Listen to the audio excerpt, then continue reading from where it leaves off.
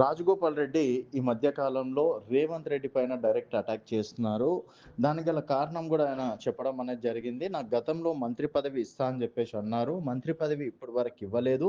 So, Bhuvanagiri MP స్థానాన్ని నేను గనక గెలిపిస్తే డెఫినిట్‌గా మంత్రి పదవి ఇస్తా అన్నారు. అలాగే నేను బీజేపీలో ఉన్నప్పుడు గూడా కాంగ్రెస్‌లోకి రావాలి. కాంగ్రెస్ నెక్స్ట్ అధికారంలోకి వస్తే మంత్రి పదవి ఇస్తా అని జెప్పేసి 2 సార్లు మంత్రి పదవి ఇస్తా అని జెప్పేసి ఇప్పుడు ఇవ్వకపోవడం దానికి గల కారణాలేంటో చెప్పాలని జెప్పేసి కూడా చెప్పడం అనేది జరిగింది. అలాగే రేవంత్ రెడ్డి గారు 10 సంవత్సరాలు నేనే సీఎం అని జెప్పేసి ఒక అనౌన్స్‌మెంట్ జేశారు. ఇది కాంగ్రెస్ పార్టీ, ప్రాంతీయ పార్టీ కాదు. దీంట్లో గూడా చాలామంది అభిప్రాయాలు తీసుకోవాలి. సీనియర్‌లుంటారు. సో, ఏఐసీసీ అనేది ఉంటుందని జెప్పేసి రేవంత్ రెడ్డి గారి పైన డైరెక్ట్ అటాక్ జేయడం అనేది జరిగింది.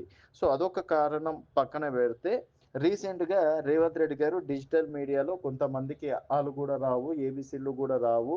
సో, కొంతమంది కాళ్ళ మీద కాలేసుకొని కూర్చుంటున్నారు. వాళ్ళని చూస్తే చెంప పలగొట్టాలనిపిస్తుందని జెప్పేసి గూడా కొన్ని వివాదాస్పద వ్యాఖ్యలు జేయడం అనేది జరిగింది. అది నేషనల్ మీడియా వరకు గూడా ఎంత రచ్చయిన దో అందరికీ తెలిసిన విషయం. సో, ఆ విషయంలో గూడా రేవంత్ రెడ్డి గారు ఈ విధంగా డిజిటల్ మీడియా పైన ఈ విధంగా వ్యాఖ్యలు చెయ్యొద్దు.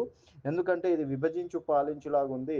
కొంతమందికేమో అంటే మెయిన్ మీడియాకి అలాగే డిజిటల్ మీడియాకి మధ్యల వాళ్ళని సెపరేట్‌గా, వీళ్ళని సెపరేట్‌గా చూద్దామని జెప్పేసి అనుకుంటున్నారు.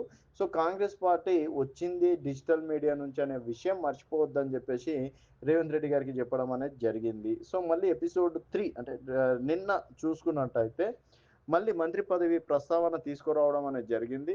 అలాగే రేవంత్ రెడ్డి గారు ప్రతిపక్షాల పైన మీరు బూతులు మాట్లాడడం, ఆ భాష అనేది మార్చుకోవాలి. ఆ భాషను మార్చుకుంటేనే జనాలు మనల్ని గుర్తిస్తారు.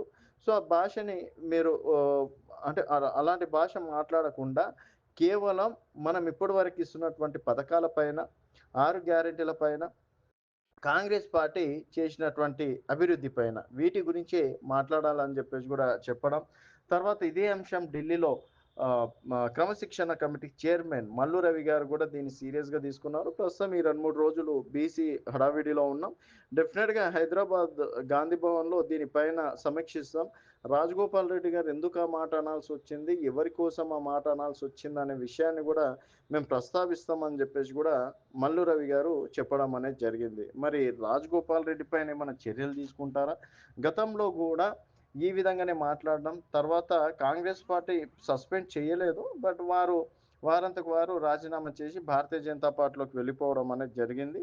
సో, రేవంత్ రెడ్డి గారు సీఎం అయిన తర్వాత గూడా చాలా సందర్భాల్లో రేవంత్ రెడ్డి గారిని పొగిడారు తప్పించి ఎక్కడ గూడా విమర్శించలేదు. ఎప్పుడైతే ఆ 3 మంత్రి పదవులలో రాజగోపాల్ రెడ్డి గారి పేరు ఎక్కడైతే లేదో అప్పటి నుంచి రేవంత్ రెడ్డి గారి పైన ఇండైరెక్ట్‌గా అటాక్ చేస్తూనే ఉన్నారు. మరి దీనిపైన ఏమన్నా వివరణ ఇస్తారా? అండ్ రీసెంట్‌గా కోమటిరెడ్డి వెంకటరెడ్డి గారేమో రేవంత్ రెడ్డి గారు మరో 5 సంవత్సరాలు సీఎంగా ఉండాలి. నేను పూజ చేపిస్తున్నా అని చెప్పేసి వారు మాట్లాడడం. తర్వాత రేవంత్ రెడ్డి అట్లెట్లా సీఎం అవుతారని చెప్పేసి డైరెక్ట్‌గా రేవంత్ రెడ్డి గారు అంటే అన్న, తమ్ముళ్ళ మధ్యలో గూడా అన్నేమో ఆ విధంగా మాట్లాడడం, తమ్ముడేమో ఈ విధంగా మాట్లాడడం అనేది గూడా పెద్ద రచ్చయిన విషయం తెలిసిందే. మరి దీనిపైన రాజగోపాల్ రెడ్డి గారు మళ్ళీ ఏమన్నా మాట్లాడతారా? క్రమశిక్షణ కమిటీ చైర్మన్ ఏమైనా చర్యలు తీసుకుంటారా? సస్పెండ్ చేస్తారా?